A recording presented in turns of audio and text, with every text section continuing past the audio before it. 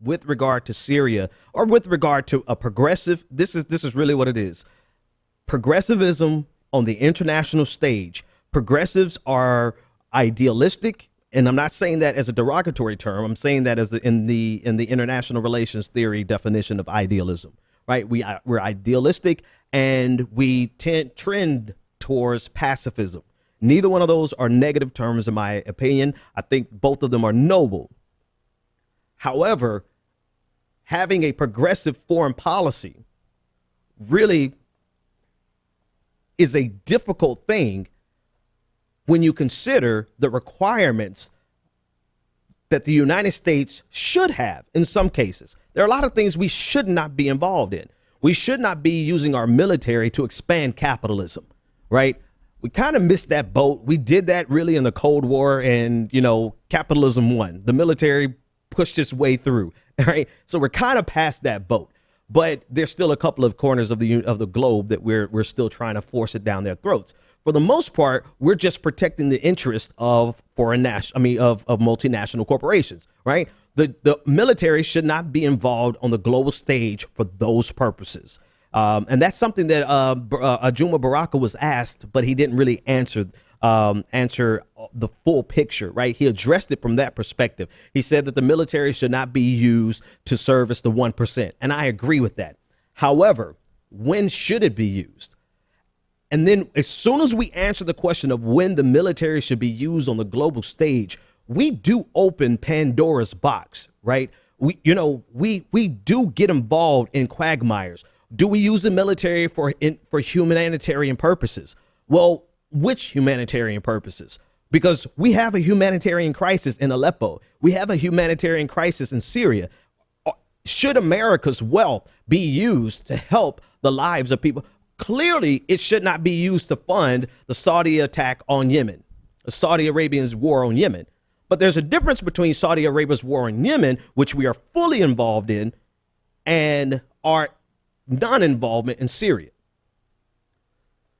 And I say that to say, if our goal, what is our goal as progressives on foreign policy? Like, I really want to see someone who has and maybe I should do my doctoral thesis on this, like a fleshed out progressive approach to foreign relations, because it's never as pretty as we think it should be. And it's not as easy. Here's the other thing that disappointed me about, and we can talk about all the things she did right, but like I said at the top of the show, I have greater expectations for people I believe in or policies I believe in. I believe in what the Green Party is trying to do. So I have greater expectations of Jill Stein.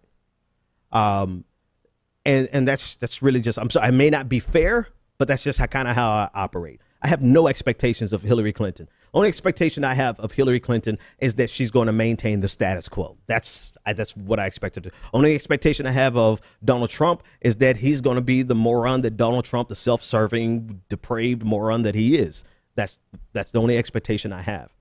But when we're talking about foreign relations, she was talking about what she was going to do or she wasn't going to do, and never really put into context what she is going to do.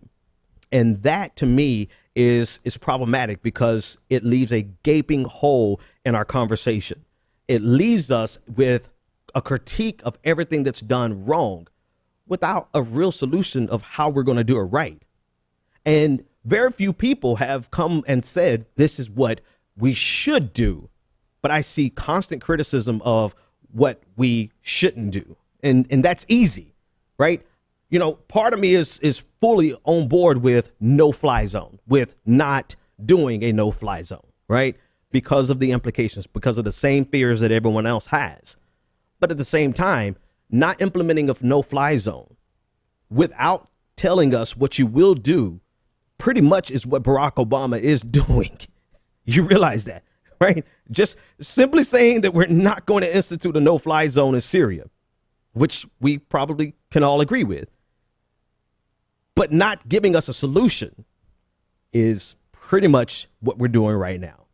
At least the public things that they have told us that they're doing. They're probably doing a lot more behind the scenes that we know nothing about. Caller, you're live on the air.